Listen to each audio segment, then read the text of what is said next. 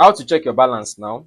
You either use two ways of connecting your meter, either through battery, through the use of battery, or power supply. Not with generator, power supply, because with gen it will not work. Power supply, you connect it to your meter directly. So firstly, it will load.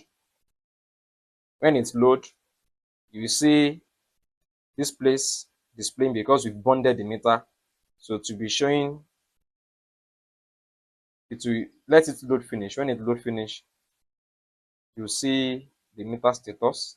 Okay, it has loaded finish now. You can see it's showing the green because there is enough balance. So to check your balance, as me you don't have the patience, you press 801, then enter.